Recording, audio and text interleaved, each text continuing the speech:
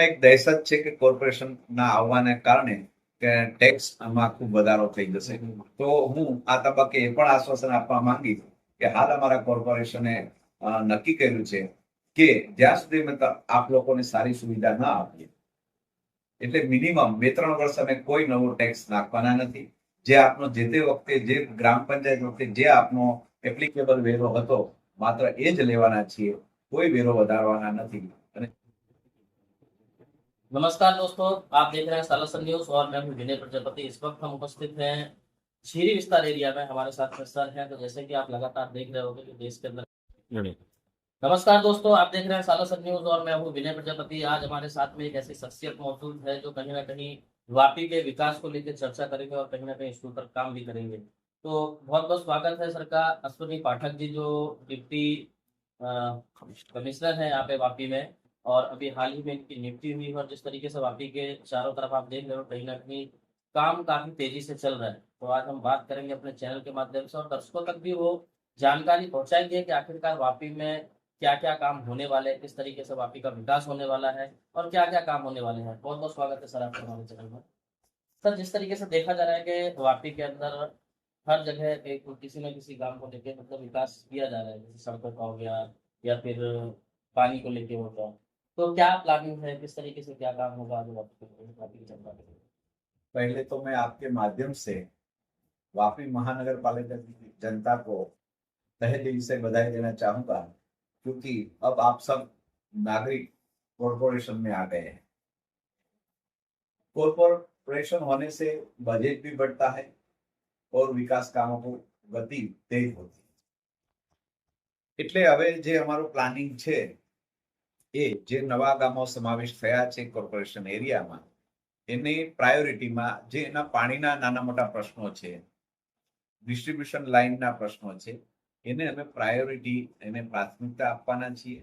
કારણ કે એમાં શું છે કે રોડ રસ્તા બનાવવા હોય, ટાઉન પ્લાનિંગ કરવું હોય તો એ પહેલા ને પછી તોડવા ન પડે એટલા માટે પાઇપલાઇન પાણીની જે કંઈ ખૂટતી હોય એ નાખી દેવી જરૂરી છે. ત્યાર પછીનું અમારી પ્રાયોરિટી છે એ ડ્રેનેજ.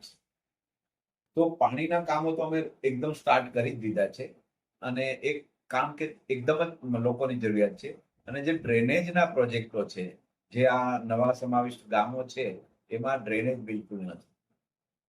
જે અત્યારે ડ્રેનેજનો યુઝ થઈ રહ્યો છે કહેવાતું એ એકચ્યુઅલી સ્ટ્રોંગ વોટર છે અને એમાં લોકો આ ડ્રેનેજનો ઉપયોગ કરી રહ્યા છે. એટલે એક સ્પેશિયલ ડ્રેનેજનું આખું અમે તંત્ર ઊભું કરવાના છીએ અને આ બહુ મોટો પ્રોજેક્ટ હોય છે. એના ડીપીઆર બને, એના કંટ્રોલ મેપ લેવાય અને એ ઘણો બધો સમય માંગી લેતી પ્રોસેસ હોય છે. 1.5-2 વર્ષ લાગી જાય. એટલે જ્યાં સુધી અમારું ડ્રેનેજ નહીં બને ત્યાં સુધી અમે કોઈ મુખ્ય રસ્તાઓ પણ બનાવવાના નથી. કારણ કે રસ્તાઓ બનાવ્યા પછી ડ્રેનેજ કરી અને ફરી રોડ તોડીએ એવું કરવાના નથી. એટલે પહેલી પ્રાથમિકતા અમારી પાણીની વોટર સપ્લાય છે, જેના કામો અમે ઓલરેડી શરૂ કરી દીધા છે.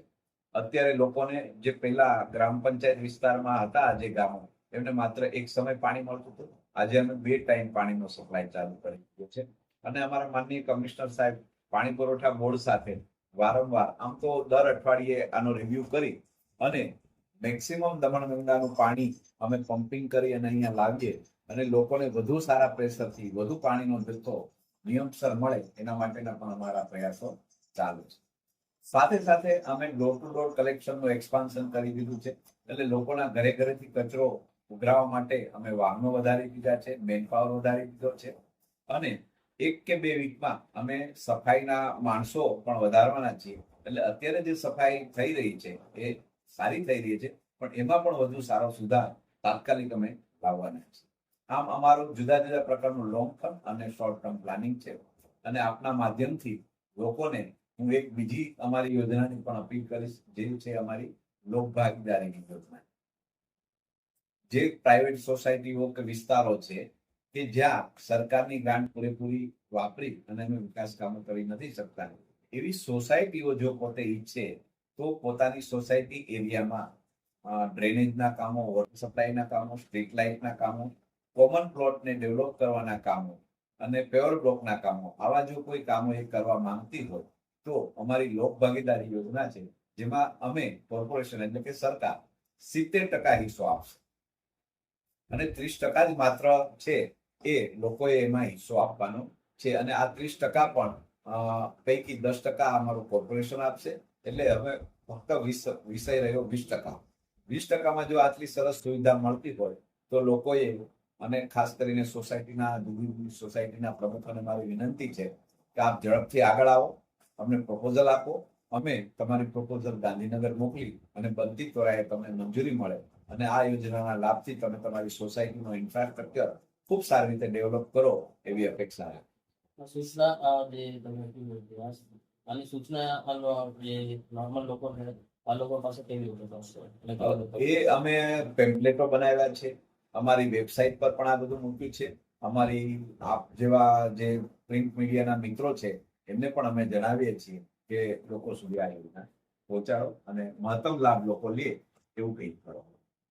આજનો જે મૂળ વિષય છે પાણીનો, ઘણી જગ્યા ટેન્કર જાય છે, તો કેટલા દિવસમાં થઈ જાય? આ માટે પણ હું આપના માધ્યમથી જ્યાં જ્યાં પાણીના પ્રશ્નો છે એ લોકોને ખાસ જણાવવા માંગુ છું કે આપણો જે કઈ પ્રશ્ન હોય, હું અત્યારે આ ઝોન ઓફિસમાં સોમમંગળ અને ગુરુ શુક્ર એ રીતે અડધો ટાઈમ બેસું છું.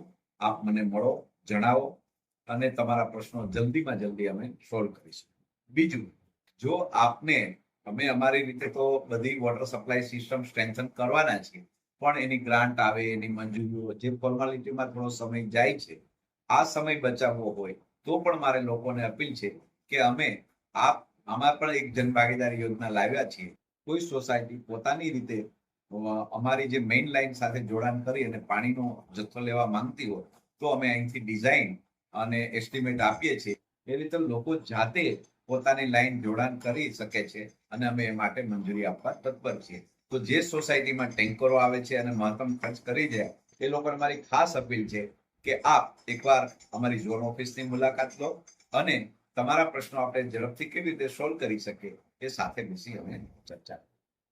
આખરી ક્વેશ્ચન, વાપી મહાનગરપાલિકાની જનતા છે કાફી હેરાન છે સડકને લઈને, પાણી તમારા તરફથી એની કોઈ? સડકને લઈને જો હેરાન હોય તો એના માટે હું થોડું માફી સાથે જણાવીશ કે હમણાં જ મેં જે શરૂઆતમાં વાત કરી, અમે હમણાં સડકો બનાવવાના નથી. અમારી પ્રાયોરિટી પાણીની લાઈન અને ડ્રેનેજ છે.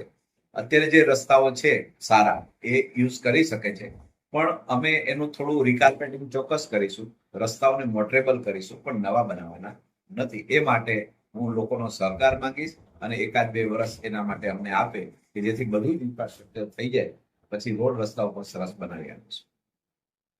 तो जैसा कि आपने देखा जिस तरीके से लोगों के जो सवाल रहते हैं हमारे चैनल के माध्यम से कमेंट आते हैं या व्हाट्सअप मैसेज या कॉल आते हैं, तो इस तरीके से जब लोगों के सवाल आते हैं तो हम भी कोशिश करते हैं कि जनता के जो सवाल हैं वो प्रशासन शासन तक पहुंचे और वहां से उनके तसल्ली के लिए कोई ना कोई ऐसा जवाब मिले। जिस तरीके से सबने अभी ये चीजें बताई, कहीं ना कहीं जब ये वीडियो लोगों तक पहुंचेगा तो शायद उनको भी काफी शांति मिलेगी, क्योंकि जिस तरीके से लोग एक आशा रखते हैं कि जब हम वोट देते हैं, वोट देने के बाद सरकार में कोई भी आए, लेकिन जो संबंधित विभाग के अधिकारी रहते हैं वो कहीं ना कहीं जनता के लिए कुछ करें जिससे कि जनता खुश हो, क्योंकि जनता का एक ही काम होता है वोट देना। उसके बाद कुछ अपेक्षाएं उनकी रहती है कि भाई हमारे एरिया की सड़क अच्छी होनी चाहिए, पानी आनी चाहिए। खास करके इन दोनों चीजों के लिए वापी की जनता काफी ज्यादा परेशान रहती है। उम्मीद है कि जिस तरीके से हमने बताया है कि आने वाले समय में ये सारी चीजों का निवारण बहुत जल्दी हो जाएगा, तो हम भी उम्मीद करते हैं और जनता भी ऐसी उम्मीद रखती है कि शायद बहुत जल्द इन सारी चीजों को निवारण मिले। देश विदेश की खबरों से जुड़े रहने के लिए देखते रहिए सारसा। Thank you. અને હજુ પણ એક વાત વધુ ઉમેરીશું આપણું આ ચર્ચા પૂર્ણ કરતા પહેલા કે લોકોમાં એક દહેશત છે કે કોર્પોરેશનના આવવાને કારણે કે ટેક્સમાં ખૂબ વધારો થઈ જશે. તો હું આ તબક્કે એ પણ આશ્વાસન આપવા માંગીશ કે હાલ અમારા કોર્પોરેશને નક્કી કર્યું છે કે જ્યાં સુધી આપ લોકોને સારી સુવિધા ન આપીએ એટલે મિનિમમ 2-3 વર્ષ અમે કોઈ નવો ટેક્સ નાખવાના નથી. જે આપનો જે તે વખતે જે ગ્રામ પંચાયત વખતે જે આપનો એપ્લિકેબલ વેરો હતો માત્ર એ જ લેવાના છીએ, કોઈ વેરો વધારવાના નથી. અને જેટલો જે જૂનો વેરો હતો એ જ વેરામાં અમે તમને વધુ સારી સુવિધાઓ આપવાની કોશિશ કરવાના છીએ. ત્યાર પછીની અનુસાર ટેક્સનો અમે નાખીશું અને એ પણ મિનિમમ હશે.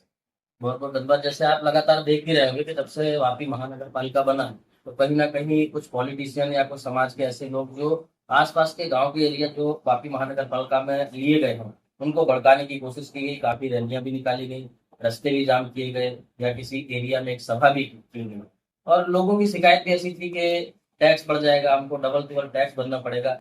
तो सर ने वो चीजें भी आपकी जो है वो क्लियर कर दी, तो आपको घबराने की और डरने की जरूरत नहीं है। जो भी काम होगा संबंधित विभाग के अधिकारियों के द्वारा वो कहीं ना कहीं जनता के हक के लिए होगा। धन्यवाद।